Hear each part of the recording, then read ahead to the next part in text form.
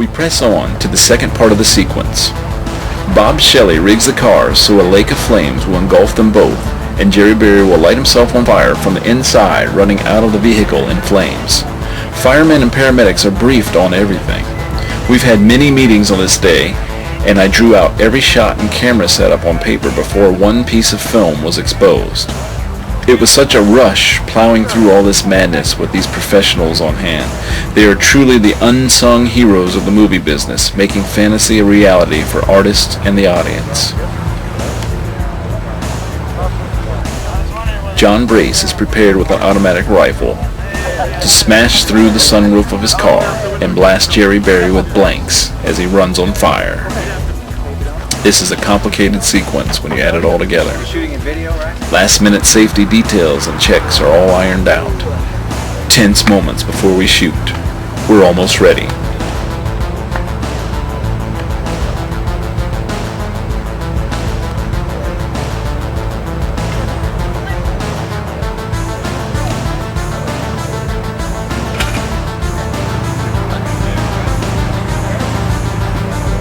Jerry Berry slathers the burn-resistant gel over his clothes and face.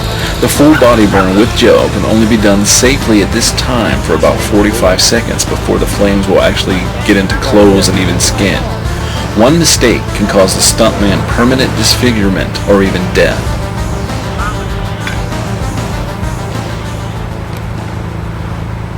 Bob Shelley is ready. I'm ready. We roll.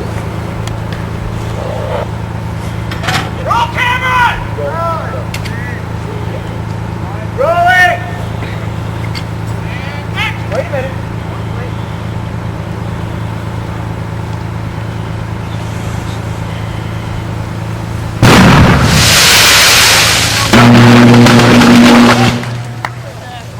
Flames and smoke pop up the utility pole, knocking out a transformer by accident.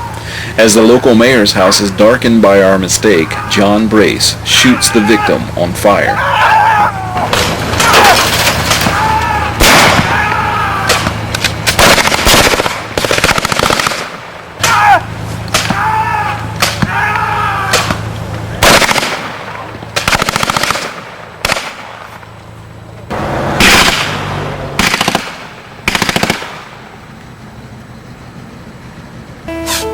Jerry Berry is on the ground and we yell cut.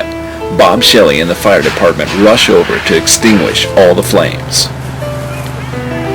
Success! Jerry is amazingly unharmed and happy to have completed such a stunt. Nowadays, traditional stunts like this are getting rarer and rarer, with CGI enhancing the proceedings and making such things much safer to accomplish.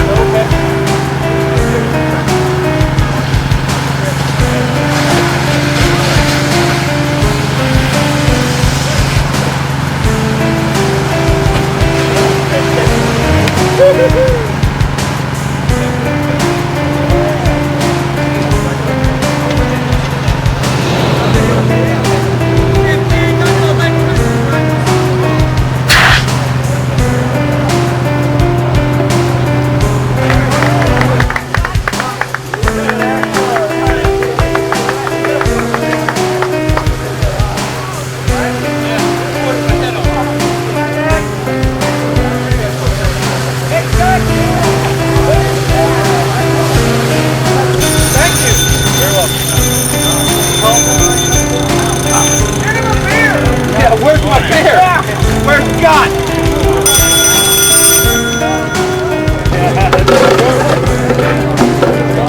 Everybody down? Everybody up? There's no feeling in the world like finishing up a good, successful day of shooting a movie, especially a day like today where so much could have gone wrong, but it didn't. Everyone was so relieved that Jerry Berry wasn't injured and that all the pyrotechnic stunts went off without a hitch. I think Joel, Al, and I were still just so dazed and proud that our little Truth or Dare movie, which we'd intended to do on a budget of $6,000, or if we were really lucky, $60,000, had escalated up into such a large project with over $350,000 now behind it. This day, just being there and seeing it all come to life in a blaze of roaring glory and madness, was unforgettable for everyone involved.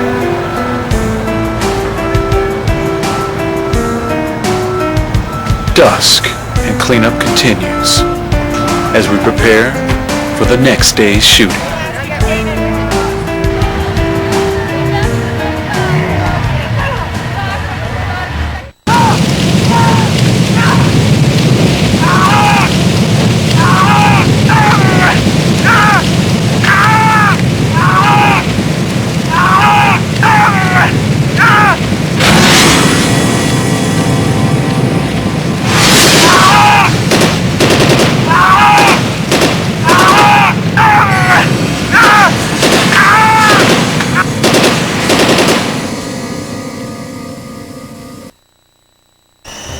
Our adventures on the busy highways of South Florida continue as we stage another killing in broad daylight.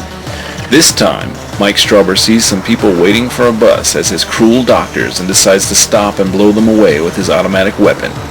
Again, with the final act of the movie, I was trying to get as many different kinds of victims as possible, and drive-by shootings had just started to get a lot of publicity in the news in the 80s, so I was making a kind of comment on this type of crazy random violence that our society continues to breed.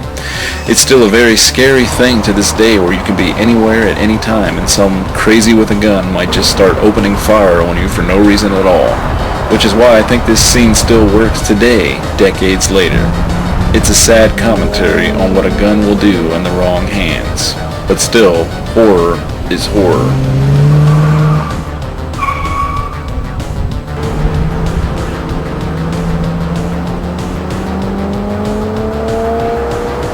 Again, hours of blocking with Assistant Director Vincent Miranda are completed before the sequences are filmed. Vince was a great supporter of my writing in the early days and just an all-around great guy and horror fan. Vince wrote the scholastic books on ghosts and horror films that we all probably read in elementary school, and was also involved with the movie Shockwaves when they filmed that down in Miami.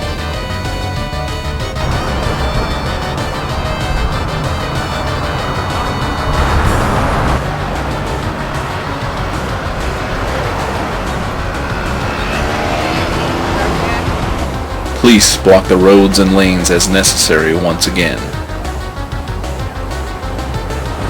Bob Shelley and Jerry Berry rigged the bench and the actors with squibs.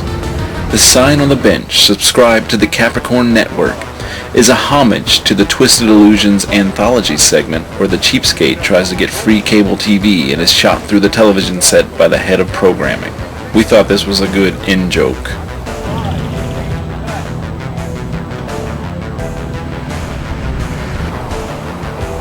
Joel Wynkoop is the stuntman behind the copper mask today, firing off the rounds of the automatic weapon. 3 or 4 different people of different sizes played the copper mask madman, and you can easily decipher the differences in the finished movie.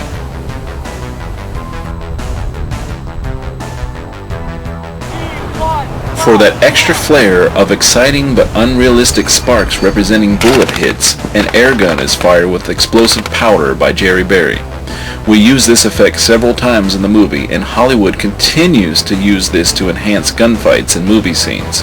It's almost a comic book-like effect, but visually it looks good and is accepted by the viewer despite being pretty unrealistic.